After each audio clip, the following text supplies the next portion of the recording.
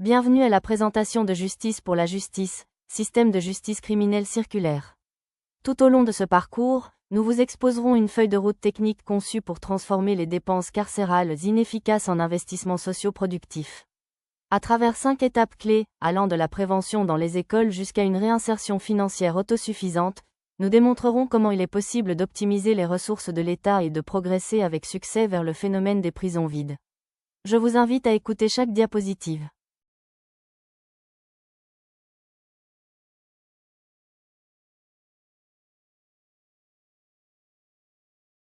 Justice pour la justice, réforme globale, système de justice criminelle circulaire.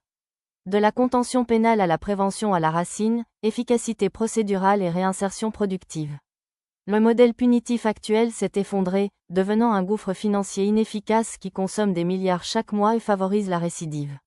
Cette proposition rompt avec le paradigme réactif grâce à un circuit fermé en 5 étapes qui transforme les dépenses de réclusion en investissement social.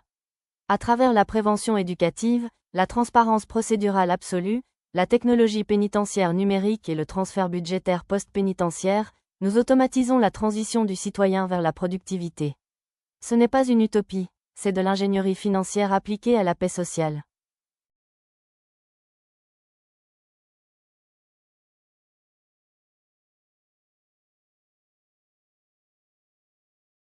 Le diagnostic, le coût inefficace de la contention. Le système de justice criminelle contemporain opère selon une logique réactive et punitive qui génère un drainage massif des ressources de l'État. La déconnexion structurelle entre la police, l'appareil judiciaire et les prisons fait que 50% des fonds publics se traduisent par un gaspillage opérationnel en raison d'une bureaucratie gonflée et de processus lents. Le châtiment systématique ne résout pas les problèmes de fond. La criminalité continue d'augmenter et les prisons fonctionnent comme des centres d'isolement, détruisant toute possibilité de réinsertion sociale effective.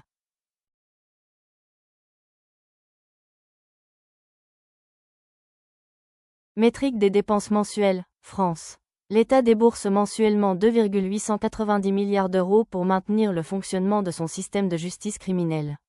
La police et la gendarmerie absorbent 72% avec 2,082 milliards d'euros par mois, le système judiciaire 16% avec 461,6 millions d'euros par mois et les prisons 12% avec 346,6 millions d'euros par mois.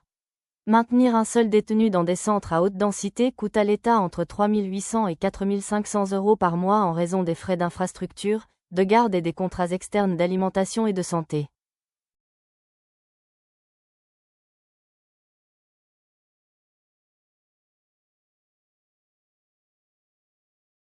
Métrique des dépenses mensuelles, Colombie. Un montant mensuel de 2,73 billions de pesos, soit l'équivalent de 623 millions d'euros, est alloué à l'échafaudage criminel. Le poids financier est principalement réparti entre la police nationale avec 1,4 billion de pesos par mois et l'infrastructure du parquet ainsi que de la branche judiciaire avec 1,12 billion de pesos par mois. Maintenir la logistique et la garde de chaque détenu coûte entre 2,3 et 2,5 millions de pesos mensuels par prisonnier, répartis entre le contrôle de l'INPEC et la logistique de l'USPEC.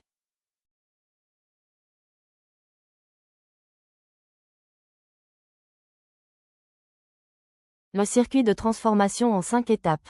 Pour freiner le drainage des ressources publiques et éradiquer la récidive, la réforme restructure l'expérience du citoyen à travers un flux continu, automatisé et numérisé, école, chaire obligatoire de l'égalité. Arrestation, transparence et rapports simplifiés. Procès rapide, égalité des armes et clause des 50%. Cellule numérique, prison universitaire avec tablette sécurisée. Insertion, transfert budgétaire post-pénitentiaire.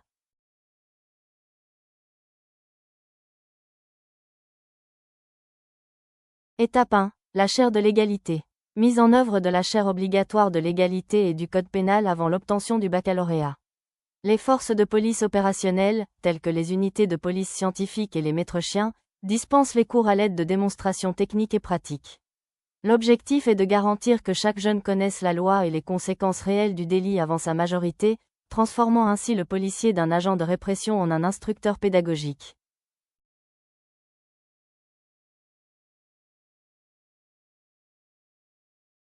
Étape 2. Simplification et immutabilité procédurale. Restructuration radicale au sein des académies de police, éliminant les promotions et les décorations basées strictement sur le volume des arrestations. Il est interdit de surcharger les dossiers avec des dizaines d'articles juridiques inutiles à des fins de pression ou d'inflation statistique. Un seul article violé, appuyé par une seule preuve solide, réelle et immuable, doit être suffisant pour procéder à la judiciarisation officielle.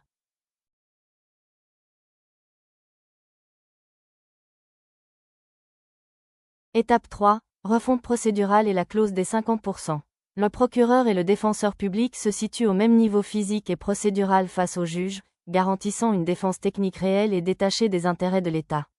Il est interdit d'utiliser les antécédents judiciaires pour alourdir l'accusation actuelle si la personne a déjà purgé sa peine précédente. Tout détenu pour des délits non violents qui valide ses modules d'études certifiés au sein de la prison obtient le droit automatique de purger les 50% restants de sa peine sous libération conditionnelle, ou sous forme d'expulsion pour les étrangers sans attache.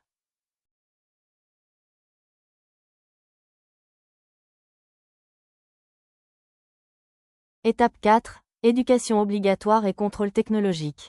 Remise à chaque détenu d'une tablette institutionnelle dotée d'un système d'exploitation fermé, blindé et sans accès à l'Internet ouvert. Formation technique, technologique et universitaire virtuelle validée et certifiée semestriellement par des universités partenaires. Application de visioconférence avec reconnaissance faciale exclusive pour les membres de la famille enregistrée, éliminant à la racine le trafic de téléphones portables, les extorsions et la corruption interne.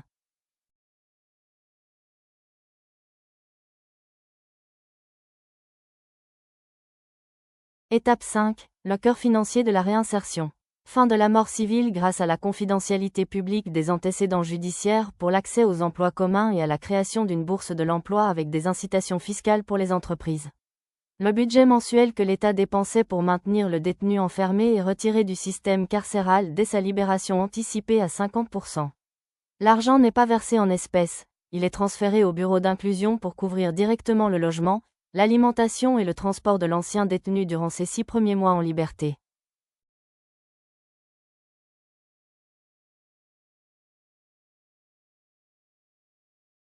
Modèle de réussite dans le monde réel. Le modèle des Pays-Bas a remplacé les longues peines de prison par des systèmes avancés de surveillance communautaire et un investissement massif dans la réinsertion professionnelle obligatoire, parvenant à fermer plus de 20 centres pénitentiaires faute de détenus. Le modèle de l'Islande concentre ses ressources sur la base éducative, où les forces de police patrouillent sans armes à feu et sont intégrées pédagogiquement dans la communauté. Leur centre de détention opère sous un régime ouvert centré sur la formation obligatoire, démontrant que la prévention réduit considérablement les taux de criminalité.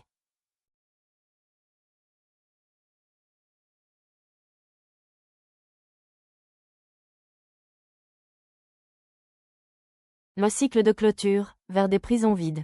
Transfert de ressources et économie massive. Le budget de l'État qui cesse d'être consommé pour entretenir les cellules, nourrir les détenus et financer la bureaucratie pénale est transféré directement au ministère de l'Éducation et du Développement économique.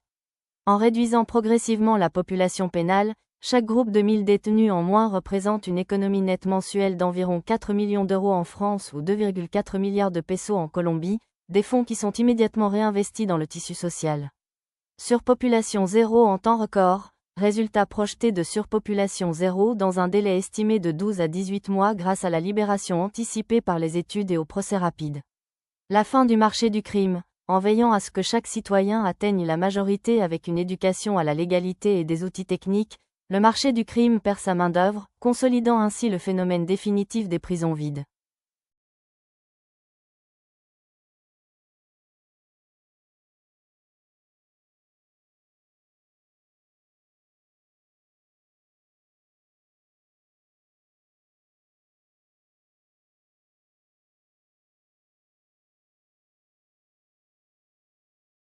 Questions et contacts. Pour approfondir l'ingénierie financière ou la viabilité juridique de ce projet de réforme globale, vous pouvez prendre contact directement. Monsieur John Esteban Serna Londonio.